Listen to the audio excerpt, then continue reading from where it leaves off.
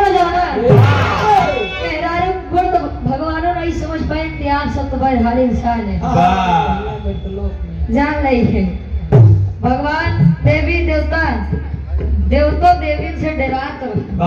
कि ऐसा न हो कि ढेर हो जाए कहीं इन हसीनों से दिल का लगाना बुरा है आगे गुरु जी गए का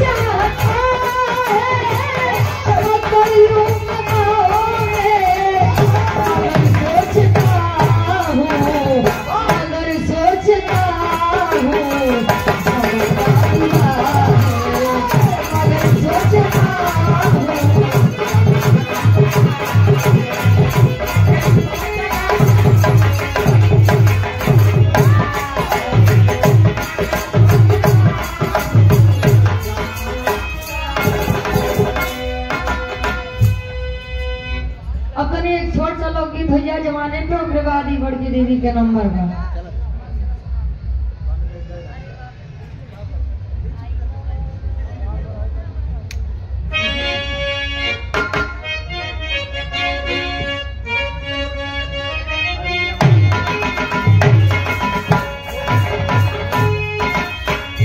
जमाने पे एक छोटा सा गीत भैया उग्रवाद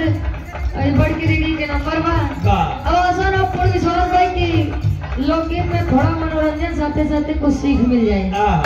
कवि जी वर्णन करते हैं कलयुग के ऊपर का ए बाबू रे बाप रे ए बच्चो रे बाप रे बाप आई कलयुग का जमाना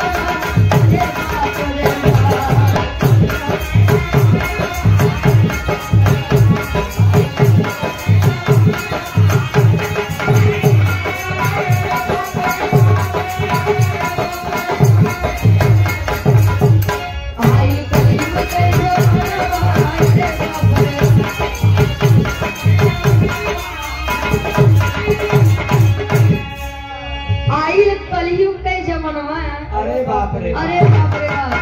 सतयुग में सत्य त्रेता में प्यार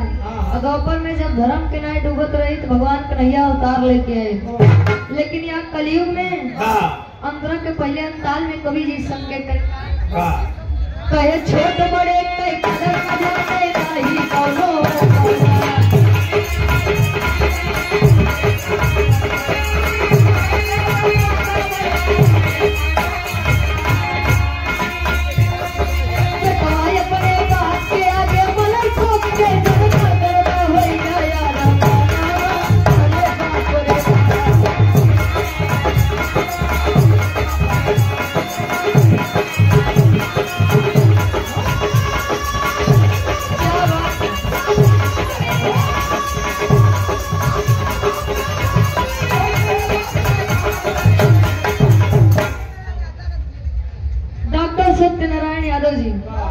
भैया प्रधान साहब जोगीपुर की पावन धरती से 101 रुपए का महान आशीर्वाद गोड़ छुके पहली बार दुनिया में सब चीज के नाराज कर ले लेकिन कोई चीज का कबो जी नाराज पहला भगवान दूसरा डॉक्टर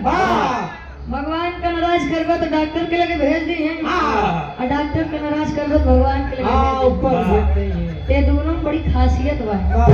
कहे छोट बड़े के कदर न जाने नहीं कौनो परला अब बेटवा अपने बाप के आगे मलाई ठोक के जरना काहे हगला काका अगरदा होइया यार मनवा अरे बाप रे बाप यानी समझे वाली बात बस समझिए बुद्धिजीवी लोग बैठे हैं हमारे सामने पहले काका दादा लोग जब आपस में मिले तो राधे श्याम जय श्री राम जय राम सीताराम अब वाले हाय हेलो वही रास्ते में बाय हो जाए कुछ ये तो पता नहीं पहले काका दादा लोग मिले कहा कस भैया घरे सब बढ़िया कुशल मंगल। हाँ चल ठीक बा। दरअसल आए ना पाए थोड़ा व्यस्तता रही लेकिन आओ। आप परम सम्मानित आदरणीय श्री श्री राम यादव जी भौरा ग्रुप की पावन भौरा ग्रुप 51 रुपए का महान आशीर्वाद एक सर में सबके नमस्ते प्रणाम स्वीकार हो।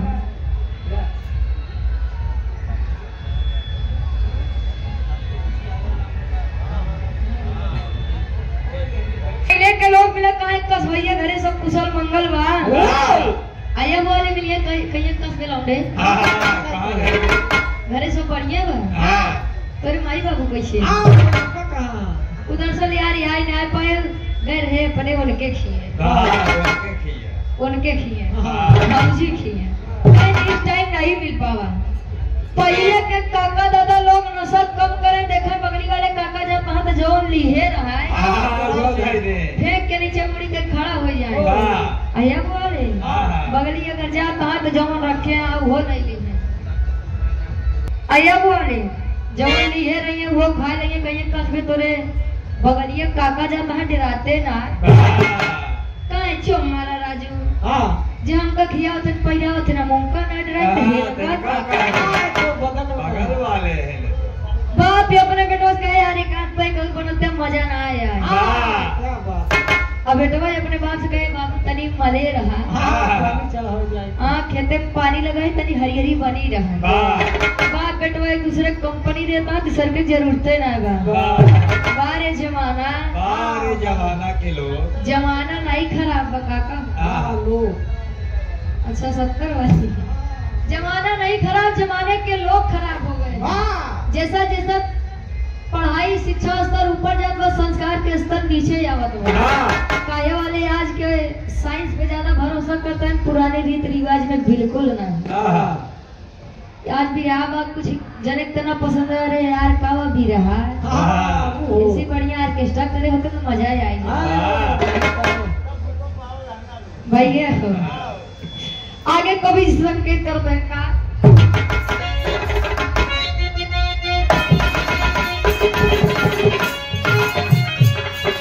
घर के काम काज ना बूढ़े बेटा नशा में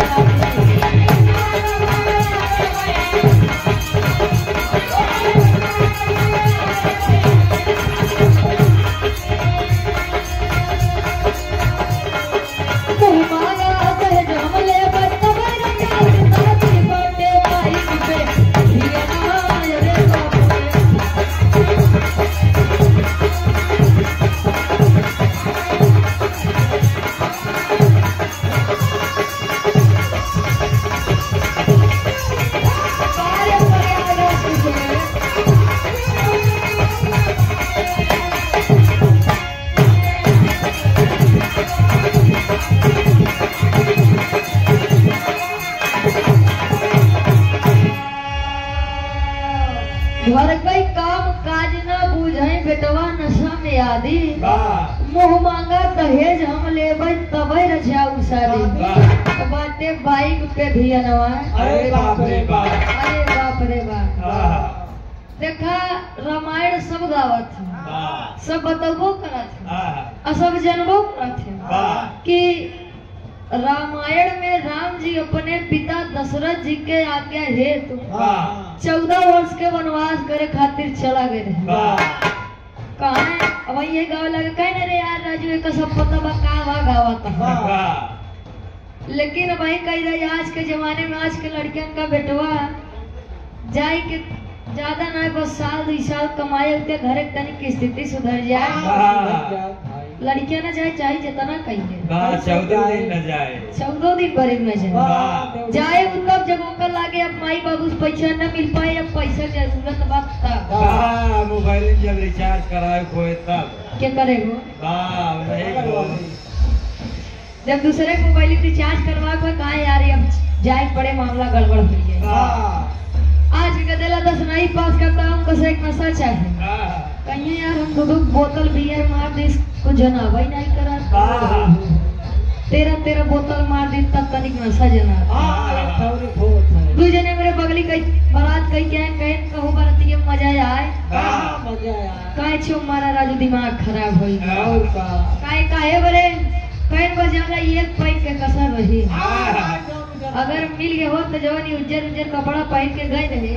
तो सब काला ही काला हो जा ई करिए होई लगता लेकिन अगर शादी बात होई लागे काहे बाबू घरे वाले अपाची दे पल्सर दे होंडा साइन दे तब बियाह माने हम नहीं तुम्हारे लिपटानी की पावन गति से परम सम्मानित धर्म के चाचा जी शीतला प्रसाद यादव जी 101 रुपए का महान आशीर्वाद गोड़ छू के पहली बार आगे कवि जी संकेत कर रहे हैं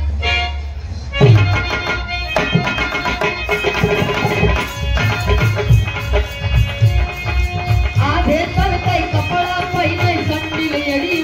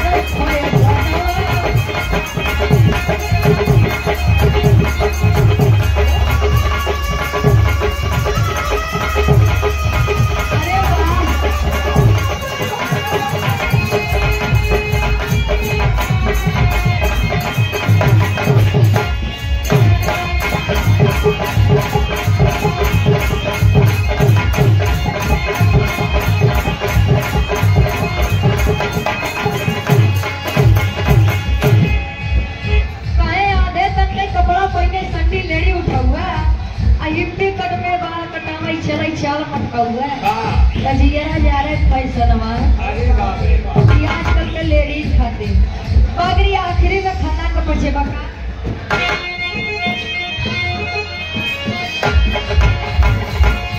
गुरु बिहारी गुरु रजनी